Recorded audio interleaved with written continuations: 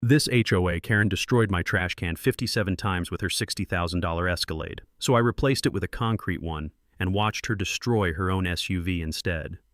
What started as morning property demolition ended with criminal charges, a $12,000 settlement, and one very expensive life lesson about picking the wrong neighbor to bully. Picture this. The sharp crack of plastic shattering echoes through dawn silence, followed by the metallic scrape of bumper meeting asphalt as a pearl-white Escalade speeds away, leaving my garbage scattered like confetti across the driveway. Again. But here's the thing about bullies, they never expect their victims to fight back with actual concrete evidence. By the time I was done, this self-appointed compliance officer had demolished her own vehicle, exposed a $47,000 embezzlement scheme, and learned the hard way that some neighbors refuse to be intimidated by clipboards and fake authority. Seriously, what would you do if your neighbor was basically playing demolition derby with your property every single morning? Drop a comment and let me know where you're watching from. I want to see if this kind of HOA madness is happening in your town too. Let me back up and tell you how this whole mess started. My name's Marcus Holloway, I'm 45 and I've been an electrician for 22 years. Recently divorced, fighting for joint custody of my two teenagers, Emma, 16, and Tyler, 14.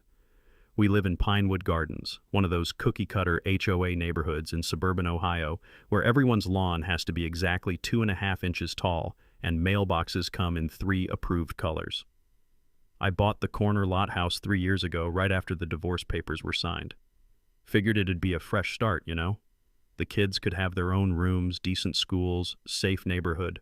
What I didn't figure on was dealing with Brenda Whitmore, a 52-year-old widow who appointed herself the neighborhood's compliance officer, a title that doesn't actually exist in our HOA bylaws, by the way. Brenda drives a pearl-white Escalade that's bigger than some studio apartments.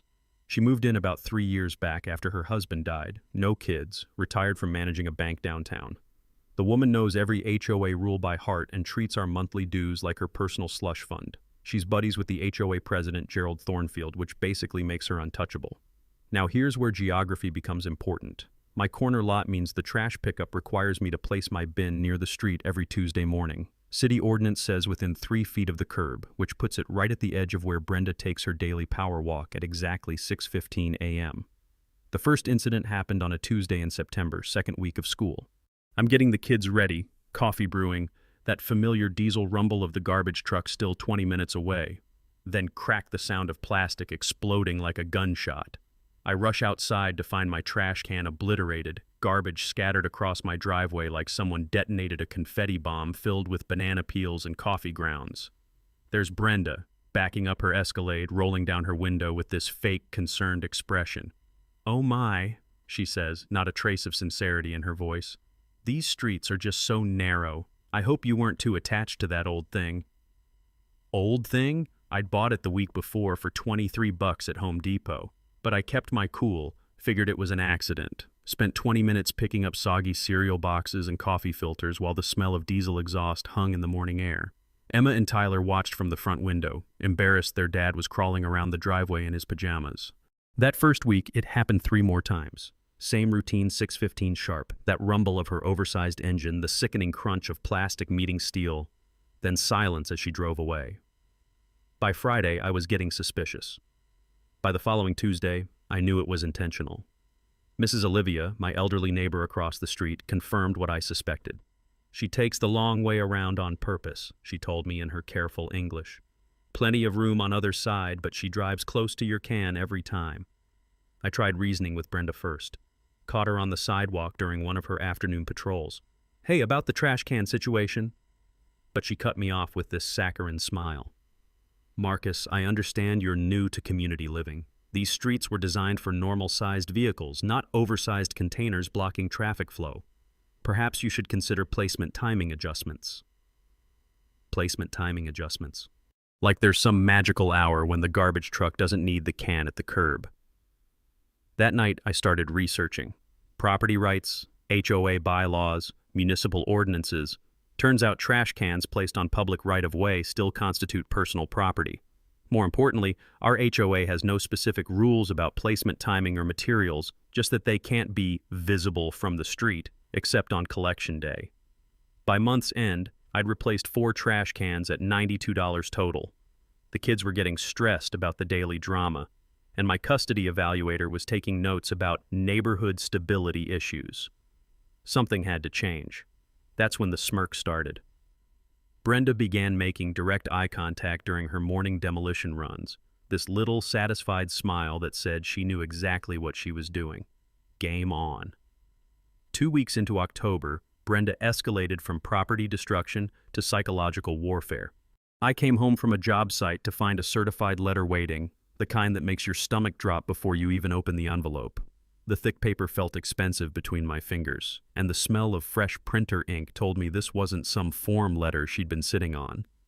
Improper trash receptacle placement creating traffic hazard, it read in official legalese that would make a paralegal proud. Section 4.7.3, no obstruction of vehicular traffic patterns. The deadline, 72 hours to remedy violation or face $50 in daily fines. She'd obviously rushed this thing through the system while the board was still reeling from my documentation at the last meeting. Here's where my years of troubleshooting electrical codes paid off. When something doesn't add up, you dig deeper. That evening, I dove into municipal law like I was hunting down a short circuit. After 3 hours of cross-referencing city ordinances with county regulations, I hit the jackpot. The city code explicitly requires trash placement within 3 feet of the curb on collection day. More importantly, HOA jurisdiction ends at the property line. They literally can't regulate public right-of-way. I remembered reading about a similar case online where a homeowner in California beat their HOA using this exact argument. I spent the weekend building my defense like I was preparing for the electrical contractor's exam all over again. Ring doorbell camera positioned perfectly to capture the morning routine. $47 for peace of mind. Professional survey confirming my placement complied with all city requirements. Even convinced Mrs. Olivia to provide a written statement, though her hands shook slightly as she signed it. "I don't want trouble," she whispered, "but this isn't right." Meanwhile, Brenda was busy playing social media prosecutor. She flooded the Nextdoor app with posts about reckless homeowners endangering children and dangerous corner obstacles forcing responsible drivers into oncoming traffic. The comments section became a battlefield between her 3 loyal supporters and everyone else who thought she'd completely lost touch with reality. Then came the twist that showed just how desperate she was getting. A buddy at City Hall, Dave works in the permit office, we've done electrical work together, called me Tuesday morning with interesting news. The city had received 4 separate complaints about my dangerous corner, each claiming different witness perspectives but obviously written by the same person. The timestamps showed them all submitted within 15 minutes at 2:47 a.m. Professional detective work this was not. "Marcus," Dave chuckled over the phone, "either your neighborhood has an epidemic of insomniacs with identical writing styles, or somebody's working overtime to build a case against you." By Thursday's board meeting, I'd compiled a folder thick enough to choke a horse. The community center smelled like industrial carpet cleaner and decades of boring municipal meetings. 12 homeowners showed up, a record crowd that had President Thornfield nervously adjusting his tie every 30 seconds. Brenda sat at the board table wearing a navy blazer that screamed, "I mean business," but I noticed the slight tremor in her hands when she reached for her water glass. She knew what was coming. When they called for old business, I stood up with my documentation. "I'd like to address the violation notice regarding trash can placement." The fluorescent lights hummed overhead as the room went dead silent.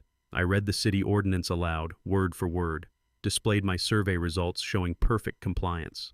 The coup de grace was casually mentioning my consultation with Amanda Sterling, a property rights attorney who'd handled dozens of HOA cases. She found the selective enforcement patterns particularly interesting, I added, watching Brenda's face go pale. President Thornfield cleared his throat 3 times before speaking. "Well, this requires further review. We'll table this matter pending additional consideration." Translation: they had nothing and everyone knew it. But Brenda wasn't done. As we filed out, she cornered me in the parking lot under the buzzing security lights. Here's where she really showed her true colors. "You think you're so smart," she hissed, loud enough for the dozen homeowners still chatting nearby to hear every word. "People like you come into decent neighborhoods and think rules don't apply. Well, I've got news for you. This is just the beginning." Mrs. Rodriguez from Maple Street actually gasped Jim Torres, our maintenance guy, suddenly found his keys fascinating. The racial undertones hung in the humid October air like smoke from a house fire, obvious to everyone present. My phone, positioned casually in my shirt pocket, captured every venomous syllable. That night, Emma asked why the mean lady hated us so much. Tyler wanted to know if we'd have to move again. I tucked them into bed, promising everything would work out, but privately, I was calculating the cost of this war. 3 replacement trash cans, 14 hours of documentation, attorney consultation fees mounting. But something had shifted in the community. Other homeowners were whispering about board overreach and asking uncomfortable questions about selective enforcement. Brenda's parking lot meltdown had revealed what many suspected: this wasn't about traffic safety or community standards. It was about power, control, and putting people she didn't like in their place. The next morning brought a telling change. Instead of her usual aggressive ramming approach, Brenda drove past my trash can at crawling speed, studying it like a general planning her next assault. The pattern was evolving, which meant bigger trouble was coming. November hit Pinewood Gardens like a cold slap in the face, and Brenda hit back even harder. While I was congratulating myself on winning round 1, she was busy weaponizing every obscure HOA bylaw she could find. The woman had apparently spent weeks combing through our community guidelines like a prosecutor building a RICO case. The assault came in waves. First, a violation notice about my grass height, apparently 2.75 inches, exceeded the 2.5-inch maximum by a criminal quarter-inch. Then my mailbox color, which had faded from heritage blue to what she classified as unauthorized weathered navy. Finally, 3 tiny tears in my window screens that you'd need a magnifying glass to spot. Each violation carried a $50 fine with 10-day payment deadlines. The kicker? I spent an entire Saturday afternoon walking the neighborhood with a measuring tape and camera, documenting identical violations on 14 other properties. Gerald Thornfield's grass was pushing 3 inches. Mrs. Patterson's mailbox had faded to roughly the same shade as mine. Half the houses on Maple Street had screen damage from the summer hailstorm. But somehow, only my violations merited official attention. While Brenda was playing bylaw prosecutor, I was having coffee with Dale Kowalski at Home Depot's contractor desk. Dale's been pouring concrete for 23 years, and when I mentioned my trash can troubles, his weathered face broke into a knowing grin. "You know," he said, stirring sugar into his coffee with a paint stir stick, "there's nothing in city code about what materials you can use for trash containers. Plastic, metal, concrete, as long as it holds garbage and fits the size requirements, you're golden." That conversation planted a seed that would grow into Brenda's worst nightmare. 60 pounds of concrete mix, steel rebar for reinforcement, and a clever modification to a standard plastic shell. Total cost $47 versus the $350 I was facing in mounting fines and replacement cans. But first, I had to deal with her harassment campaign. I spent Tuesday evening creating a comprehensive photo documentation of every comparable violation in our neighborhood. Wednesday morning, I filed a formal complaint with the HOA board about selective and discriminatory enforcement patterns. Here's something I learned from handling electrical permits for 2 decades. Bureaucrats hate when you use their own systems against them. My complaint forced the board to either enforce rules equally across all properties or admit they were targeting me specifically. Neither option worked in Brenda's favor. The real twist came when I started analyzing the demographics of her violation targets. Over the past year, Brenda had issued 67 violation notices. 49 went to single parents, elderly residents, or minorities. Only 18 targeted married couples or longtime homeowners. The pattern was so obvious it practically screamed lawsuit. I remember reading about Fair Housing Act violations and property management discrimination in HOA enforcement can trigger federal investigations. The thought of Brenda explaining her citation patterns to a civil rights attorney made me smile for the first time in weeks. Friday afternoon, I started my weekend concrete project. Emma and Tyler thought it was hilarious, helping me mix cement in the garage while classic rock played on my paint-splattered radio. The smell of setting concrete brought back memories of helping my dad pour our basement floor 30 years ago. That distinctive alkaline scent that meant something permanent was being built. The engineering was simple but effective. Hollow bottom section for weight distribution, drainage holes maintained for functionality, exterior appearance identical to every other trash can on the block. From the outside, it looked completely normal. Inside, 60 pounds of steel-reinforced concrete waited to teach Brenda a physics lesson about immovable objects. Monday morning, I positioned my newly reinforced trash can in exactly the same spot as always. 6:15 came right on schedule, along with the rumble of Brenda's oversized engine. But this time, something was different. Her approach was slower, more cautious. She'd obviously noticed the can looked identical but somehow felt suspicious. The first collision came at about 15 miles per hour, her usual ramming speed. The sound was completely different. Instead of that sick crunch of breaking plastic, there was a solid thunk followed by the screech of metal on concrete. Her Escalade's running board bent like aluminum foil, while my trash can sat there looking mildly offended. I watched through my kitchen window, coffee mug warm against my palms, as Brenda sat in her SUV for a full 30 seconds, clearly confused by what had just happened. She revved the engine and tried again from a different angle. Same result, more damage to her vehicle, zero damage to my concrete fortress. The beauty of the whole setup was its complete legality. No city ordinances violated, no HOA rules broken, just a homeowner upgrading his trash receptacle with better materials. If she wanted to keep ramming it, that was her choice and her insurance claim to file. Over the next week, Brenda made increasingly desperate attempts to damage my concrete creation. Each collision left new scratches and dents on her pearl-white Escalade while my can remained smugly intact. The irony was delicious. Her own aggressive behavior was destroying the very vehicle she used as a weapon. By Friday, her SUV showed nearly $800 in accumulated damage. Mine showed a few scuff marks that made it look more authentic. The neighborhood was starting to talk, and for once, Brenda wasn't controlling the narrative.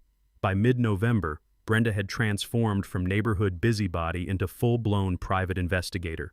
The woman was so obsessed with my trash can that she'd probably dreamed about it in flowcharts and conspiracy theories. I'd catch glimpses of her pearl-white Escalade now sporting a growing collection of dents and scratches, cruising past my house at odd hours like some suburban stalker. The first sign of her detective work came on a Tuesday morning when Mrs. Olivia called, her voice barely above a whisper. "Marcus, that woman was in your driveway last night with a flashlight and some kind of scale. I watched from my bedroom window. She was trying to weigh your trash can." I had to laugh at the mental image. Brenda, probably in her navy blazer and sensible shoes, sneaking around my property at midnight with a bathroom scale, trying to solve the mystery of the indestructible trash receptacle. The woman needed a hobby that didn't involve trespassing. Her investigation intensified throughout the week. Jim Torres, our maintenance guy, mentioned she'd cornered him at the hardware store, interrogating him about concrete purchases and asking which residents had bought unusual materials recently. She'd even started stalking my social media accounts, looking for construction hints in my Facebook posts about weekend projects. The twist that really showed her desperation came when she tried to weaponize city bureaucracy again. Thursday afternoon, a building inspector knocked on my door, a tired-looking guy named Pete who clearly had better things to do than investigate trash cans. "Ma'am filed a complaint about potential building code violations," he explained, checking boxes on his clipboard with the enthusiasm of someone filling out tax forms.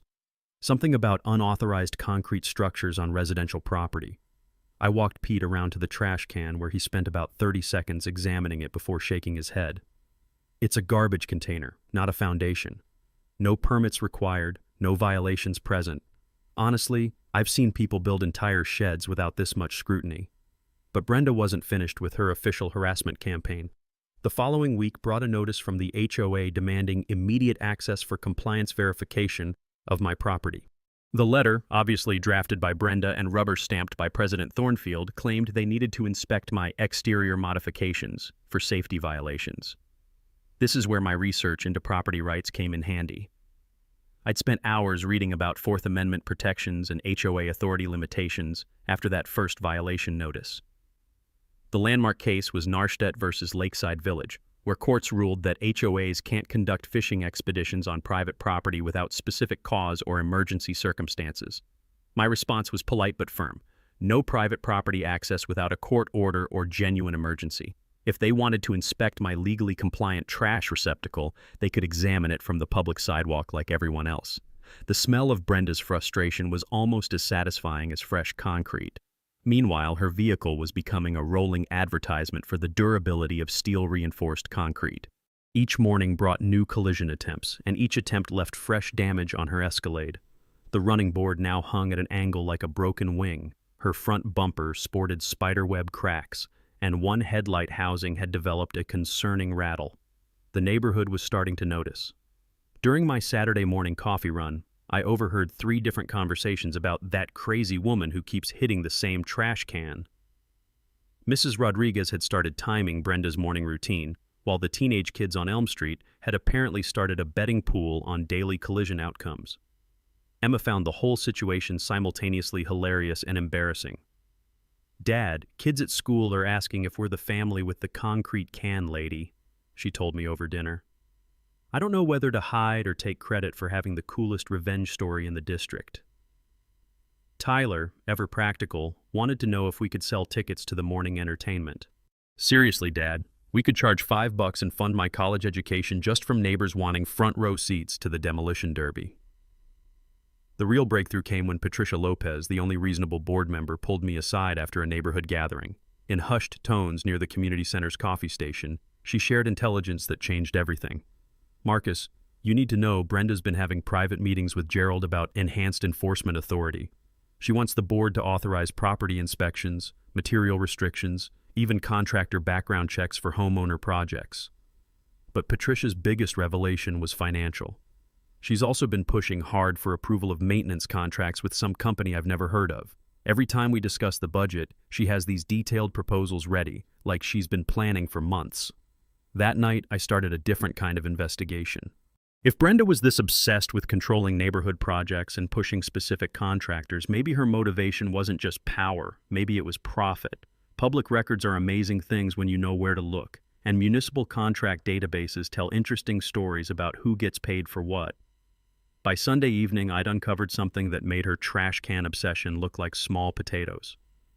Brenda Whitmore wasn't just a control freak with too much time on her hands. She was running a scam, and my concrete fortress had accidentally threatened her entire operation. Sunday night research sessions used to be for helping Emma with her history papers, or Tyler with algebra homework. This particular evening, I was deep in the city's public contract database, following a hunch that Patricia Lopez's warning had planted in my brain like a splinter. I'd started simple, just searching for any recent business registrations involving the name Whitmore. What I found made me set down my coffee and lean closer to the computer screen. Whitmore Construction LLC, formed 6 months ago, listed Brenda Whitmore as 40% owner and her husband Richard as president. The timeline made my skin crawl. Company formation in May, first HOA maintenance contract bid in July, harassment campaign against me beginning in early September. The dots connected themselves with surgical precision. I spent the next 2 hours diving deeper into public records, and what I discovered would have made a forensic accountant weep with joy. Over the past 4 months, Whitmore Construction had been awarded 7 different maintenance contracts by our HOA board. Landscape edging, sidewalk repairs, community center touch-ups, playground maintenance, $23,400 in total work. The bidding patterns told the real story. On every single contract, Whitmore Construction had underbid the competition by exactly $50 to $100. Not enough to seem suspicious, but just enough to guarantee selection. It was like watching someone play poker with marked cards, technically legal moves, but obviously rigged. Here's what really made my electrician's brain click into overdrive. Brenda had voted to approve every single one of those contracts. 7 votes, 7 approvals, 7 payouts to her family business. The conflict of interest was so blatant, it practically had neon signs around it. I remembered reading about fiduciary duty violations during my earlier legal research. Board members are required to disclose any financial interests in vendor contracts. Failure to do so violates state nonprofit corporation law and opens the door to both civil lawsuits and criminal fraud charges. The evidence was sitting right there in digital black and white. Business registration documents, HOA meeting minutes, contract award records, bank deposit slips from the association's monthly statements. Brenda had been using her board position to funnel community dues directly into her family's bank account. But the timeline revealed something even more damning. My first polite conversation with Brenda about the trash can incidents, September 15th. First questioning of maintenance budget at the monthly board meeting, September 3rd. She'd started her harassment campaign exactly 12 days after I'd innocently asked why we were spending so much on basic repairs. My concrete trash can hadn't just been blocking her morning power walk, it had been protecting evidence of systematic theft from 127 homeowners. The scope of potential violations made my head spin. Civil liability for financial mismanagement, criminal exposure for fraud, automatic removal from the board upon proven conflict of interest. This wasn't just about property rights anymore. It was about corruption, embezzlement, and a woman desperate enough to destroy evidence that she'd waged psychological warfare against anyone who threatened her scheme. I printed everything, made digital copies on 3 separate cloud services, and immediately emailed the complete file to attorney Amanda Sterling with a note. Urgent review requested, criminal implications possible. The power dynamic had just shifted completely. Brenda thought she was fighting some divorced electrician over a trash can placement. What she was actually facing was exposure of a fraud scheme that could land her in federal prison and bankrupt her family. Tuesday morning, I watched from my kitchen window as she made her usual collision attempt with my concrete fortress. Her Escalade now showed over $1,200 in accumulated damage, while my trash can sat there like an immovable monument to her stupidity. But for the first time since this whole mess started, I wasn't thinking about trash cans or HOA bylaws or morning demolition derbies. I was thinking about justice, community protection, and the sweet satisfaction of watching a bully discover that their victims sometimes bite back harder than expected. The war was about to begin in earnest. Tuesday evening, my garage transformed from a weekend workshop into a war room that would have made Pentagon strategists proud. I'd cleared out the workbenches, set up folding tables, and arranged 5 mismatched chairs in a circle around the evidence board I'd constructed, using construction paper and red string like something from a crime thriller. The core team assembled by 7 p.m. sharp. Mrs. Olivia arrived first, clutching a thermos of jasmine tea and looking nervously determined. Jim Torres showed up still wearing his maintenance uniform, tool belt jangling with each step. Patricia Lopez brought a stack of HOA financial documents she'd borrowed from the board files. Dale Kowalski rolled in last, carrying a box of donuts and grinning like we were planning a surprise party instead of exposing municipal corruption. "All right," I said, taping the final timeline chart to the garage wall. "Here's what we're dealing with." The evidence layout looked like something from a federal investigation.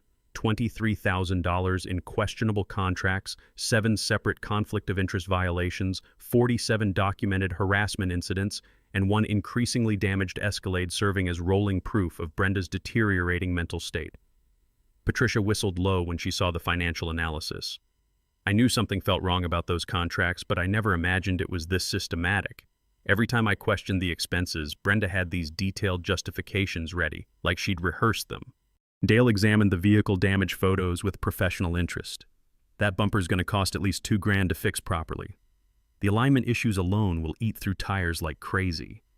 Your concrete can's turning her SUV into a very expensive life lesson." We spent the next hour organizing our multi-pronged attack strategy.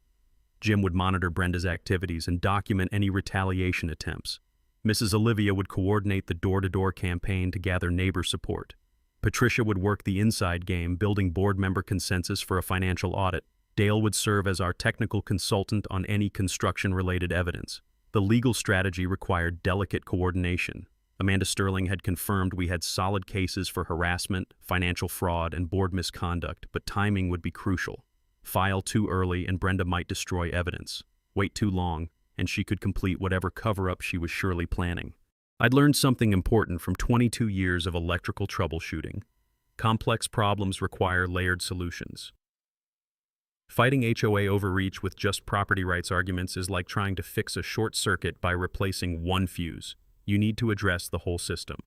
Our approach would hit from 4 directions simultaneously: legal pressure through criminal complaints and civil lawsuits, social pressure through community organizing and petition drives, political pressure through media attention and municipal oversight, financial pressure through audit demands and contract cancellations. The community organizing phase started Wednesday morning. Armed with professional presentation materials and irrefutable documentation, I began visiting every house in Pinewood Gardens. The response was overwhelming: 89 signatures supporting property rights, 34 demanding immediate financial audits, and 12 volunteering for testimony at the upcoming board meeting. Mrs. Rodriguez from Maple Street nearly slammed her door before I could explain the situation. 5 minutes later, she was furiously signing the petition and muttering Spanish phrases that probably weren't complimentary to Brenda's character. "That woman tried to fine me for having my garbage can out 15 minutes early," she fumed. 15 minutes, like the garbage police were timing us with stopwatches. The opposition mapping revealed interesting patterns. Brenda's hardcore supporters were exclusively long-term homeowners who'd benefited from selective rule enforcement. The fence-sitters were mostly newer residents afraid of property value impacts or board retaliation. Everyone else was ready to see some accountability. Media preparation took 3 days of careful planning. Channel 7's investigative unit specialized in municipal corruption stories, and reporter Sarah Kim had covered similar HOA scandals across the metro area. The press kit included professional timeline graphics, expert legal opinions, and 12 minutes of edited video showing Brenda's escalating collision attempts. The social media campaign exploded faster than I'd anticipated. The Pinewood Gardens Transparency Facebook group gained 67 members in 4 days, with neighbors sharing their own stories of selective enforcement, harassment, and financial irregularities. Someone posted a time-lapse video of Brenda's morning routine set to circus music that went viral throughout the suburban community network. Meanwhile, my concrete trash can continued serving as both evidence and entertainment. Thursday morning brought collision attempt number 53, resulting in a headlight housing that now dangled like a broken tooth. The neighborhood kids had started gathering at bus stops early just to witness the daily demolition derby. Emma reported that her friends at school were calling our house the place with the indestructible trash can. Tyler had started charging classmates 50 cents each to see the video compilation on his phone. The story was spreading beyond our community faster than gossip at a church potluck. By Sunday evening, everything was coordinated. Board meetings scheduled for Tuesday night, media interviews arranged for Wednesday morning, criminal complaints prepared for Thursday filing. 118 residents committed to attending the confrontation, with 17 planning to speak during public comment. The coalition was built, the evidence was bulletproof, and Brenda had no idea what was coming. Time to bring down the hammer. The weekend before our planned board meeting ambush, Brenda went completely off the rails. Desperation has a particular smell like burnt coffee and panic sweat, and it was practically radiating from her every move. She'd obviously sensed the walls closing in because her harassment campaign escalated from annoying to potentially criminal faster than her Escalade could hit my concrete fortress. Saturday night, I was jolted awake by the hiss of spray paint. Through my bedroom window, I could see a dark figure crouched beside my trash can, illuminated by the motion sensor lights. By the time I'd grabbed my phone and stumbled outside, they were gone, leaving behind amateur graffiti that spelled "MOVE" in bright orange letters across the concrete surface.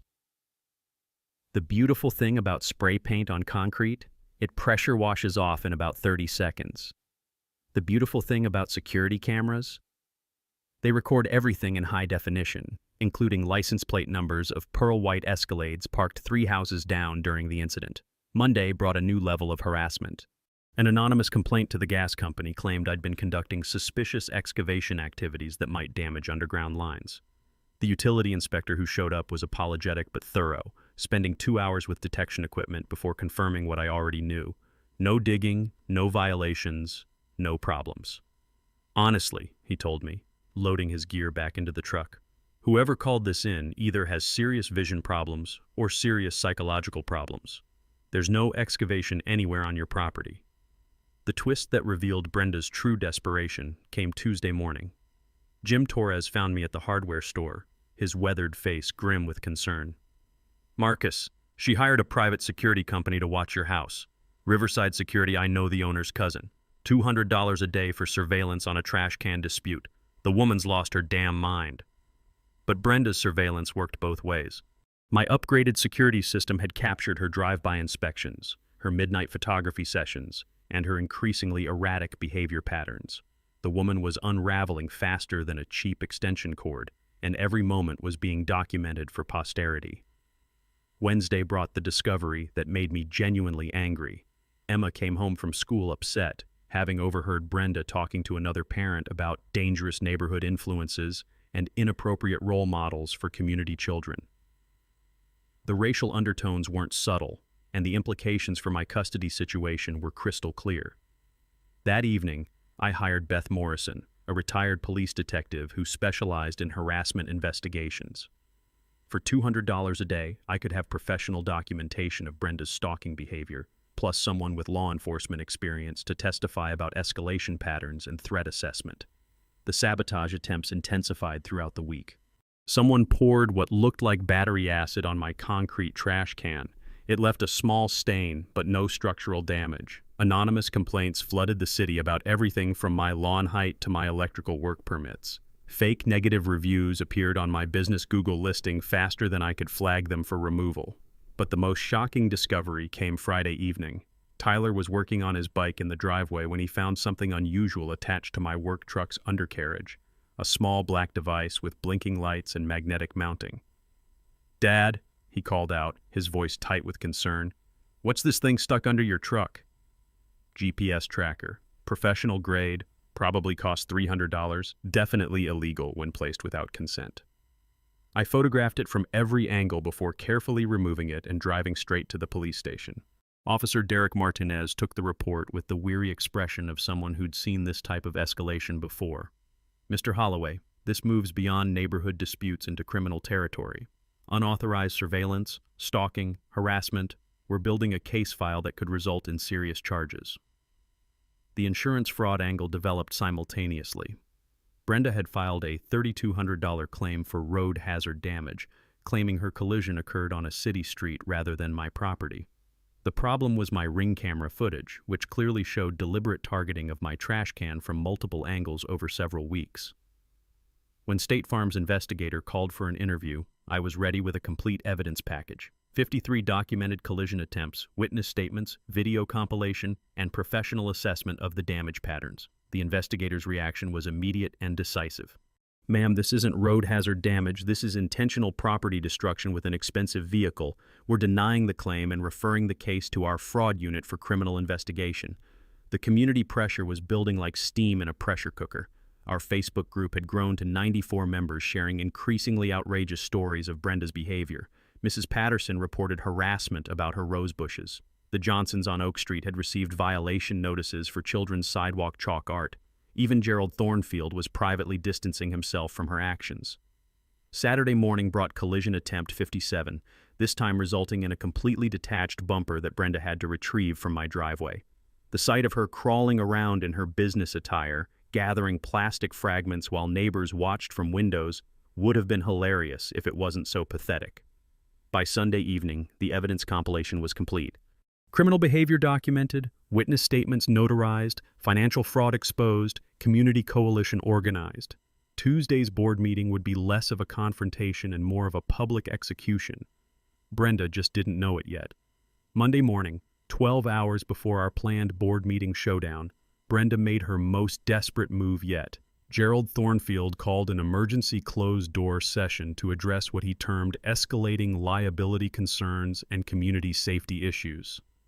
The man's voice on my voicemail sounded like he'd been gargling gravel and anxiety for breakfast. The emergency meeting was classic damage control. 3 board members huddled in the community center office while Prescott and Associates attorney Harold Masterson billed $400 an hour to figure out how deep in legal quicksand they'd stepped. Through the blinds, I could see animated gestures and what looked like Brenda waving documents like surrender flags. Patricia Lopez texted me updates from inside the meeting. "Brenda's claiming you've made terrorist threats, wants emergency powers to seize dangerous modifications. Harold looks like he'd rather be defending serial killers." The cover-up attempt was as clumsy as Brenda's morning collision techniques. Someone had backdated conflict of interest disclosure forms for Whitmore Construction, but the digital timestamps on the email server told a different story. You can't retroactively create ethics compliance, especially when the original contract votes are recorded in public meeting minutes. Meanwhile, the insurance investigation was picking up steam faster than Brenda's Escalade hitting my concrete fortress. State investigator Maria Santos had subpoenaed HOA financial records, board meeting minutes, and all communication between Brenda and the association's insurance carrier. The paper trail was about as subtle as a train wreck in slow motion. Tuesday afternoon brought the most shocking revelation yet. Richard Whitmore, Brenda's husband, called me directly, something that took more courage than I'd expected from a man who'd been watching his wife destroy their life savings one collision at a time. "Marcus," his voice was barely above a whisper, "this has to stop. She's spent $8,000 on lawyers, surveillance, and vehicle repairs. Our insurance got canceled. The business is facing contract cancellations. I need to know, what would it take to make this go away?" I almost felt sorry for the guy. Almost. "Richard, your wife stalked my family, vandalized my property, committed insurance fraud, and embezzled from 127 homeowners. This isn't going away with an apology and a check." The twist that revealed just how desperate they'd become came 2 hours before the board meeting. Brenda filed an emergency restraining order petition based on completely fabricated evidence, fake threatening voicemails, doctored photos of aggressive confrontations, and witness statements from people who didn't exist. The petition was so poorly constructed that Judge Patricia Williams dismissed it without even scheduling a hearing. "Ms. Whitmore, these recordings are clearly edited, these photos are obviously staged, and these witnesses appear to be fictional. Filing false evidence is contempt of court. Consider this your only warning." But Brenda's legal troubles were multiplying faster than her collision attempts. The state insurance commissioner had assigned investigator Maria Santos to build a criminal fraud case. The district attorney's office was reviewing harassment and stalking charges. The IRS had received copies of all financial documentation showing unreported income from the construction contracts. As 6 p.m. approached, the community center parking lot filled up like Black Friday at Best Buy. Cars lined both sides of Maple Street, with neighbors walking from 3 blocks away carrying lawn chairs and folding signs. Channel 7's news van pulled up precisely at 5:30, followed by Channel 12 and the Metro Weekly reporter who'd been following our story. Inside the meeting room, you could cut the tension with a concrete saw. 118 residents packed into a space designed for 40, with overflow crowds standing along the walls and spilling into the hallway. The smell of nervous perspiration mixed with industrial coffee created an atmosphere thick enough to chew. Brenda arrived fashionably late, flanked by Harold Masterson and looking like she'd rather be anywhere else on earth. Her usual navy blazer had been replaced with funeral black, and the tremor in her hands was visible from across the room. Gerald Thornfield kept adjusting his tie like a noose was tightening around his neck. The attempted intimidation backfired spectacularly. Masterson's opening statement about frivolous complaints and disruptive residents was interrupted by Mrs. Olivia standing up with her stack of witness statements. "Excuse me," she said in her careful English, "but which one of us has been committing insurance fraud and embezzling money?" The room erupted in applause and nervous laughter. 17 neighbors had prepared to speak during public comment, each armed with documentation of Brenda's harassment, financial irregularities, or selective enforcement patterns. The evidence compilation filled 3 bankers' boxes and included everything from collision videos to contract analysis to criminal complaint receipts. But the real bombshell was yet to come. At exactly 6:45, as Brenda was attempting to deflect questions about the Whitmore construction contracts, Officer Derek Martinez walked through the community center doors carrying an official-looking folder. "Sorry to interrupt," he announced to the suddenly silent room, "but I have a warrant to serve regarding insurance fraud and stalking charges." The color drained from Brenda's face faster than antifreeze from her damaged Escalade. Harold Masterson immediately began whispering urgent legal advice while Gerald Thornfield looked like he was having chest pains. Game over. Check and mate. Time for the public execution. The community center had never seen anything like it. 127 residents, literally every homeowner in Pinewood Gardens, packed into a room designed for maybe 40 people, with another 15 media representatives setting up cameras like this was a presidential debate. The air conditioning couldn't keep up with the body heat, and the fluorescent lights buzzed overhead like angry wasps sensing blood in the water. I'd positioned myself strategically in the 3rd row, flanked by Mrs. Olivia and Jim Torres, with my concrete trash can wheeled in as Exhibit A and sitting proudly beside the podium. The symbolism wasn't subtle. That 60-pound monument to her stupidity had become the star witness in what was about to unfold. Brenda sat at the board table looking like she'd rather be getting a root canal without anesthesia. Her usual navy blazer had been replaced with funeral black, and every few seconds she'd glance toward the exit like a trapped animal calculating escape routes. Harold Masterson whispered urgent legal advice in her ear while Gerald Thornfield sweated through his shirt like a man facing his own execution. Officer Martinez's entrance with that warrant folder had changed everything. The room fell silent except for the mechanical whir of news cameras and the nervous tapping of Brenda's pen against the table, a rapid-fire staccato that sounded like Morse code for "help me." Gerald called for order with a voice that cracked like a teenager's. "We'll now hear public comments regarding recent community concerns." I stood up first, carrying my presentation boards like a prosecutor approaching the jury. The room was so quiet you could hear the hum of the exit sign transformer. "Ladies and gentlemen," I began, my voice carrying easily through the packed space. "This isn't about trash cans. This isn't about HOA bylaws or property rights or community standards. This is about accountability, transparency, and stopping corruption before it destroys our neighborhood." I walked them through the timeline methodically. 57 documented collision attempts, each one recorded in high definition. The GPS tracker illegally placed on my vehicle. The spray paint vandalism captured on security cameras. The fake insurance claims that constituted felony fraud. But the real showstopper was the financial presentation. Using a borrowed projector, I displayed the contract analysis that showed $23,400 funneled from community dues directly into Brenda's family business account. "Every month, you've been paying higher fees to fund Mrs. Whitmore's personal construction company," I announced, watching jaws drop throughout the audience. 7 contracts, 7 undisclosed conflicts of interest, 7 violations of state nonprofit law. The video compilation played next 12 minutes of Brenda's greatest hits, set to a soundtrack of crunching plastic and scraping metal. The gasps and nervous laughter from the crowd provided perfect accompaniment to the footage of her increasingly desperate collision attempts. Then came the mic drop moment I'd been rehearsing for weeks. "Mrs. Whitmore," I said, turning to face her directly while the cameras rolled, "you've spent $3,400 on lawyers, destroyed your $60,000 vehicle, committed insurance fraud, and stalked my family over a $23 trash can. But the real crime is the $47,000 you've stolen from this community through your family's construction company." The room erupted.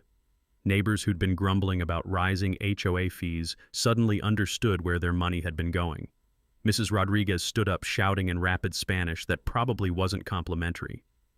The teenagers from Elm Street actually started clapping like they were at a concert. Brenda's response was everything I'd hoped for and more.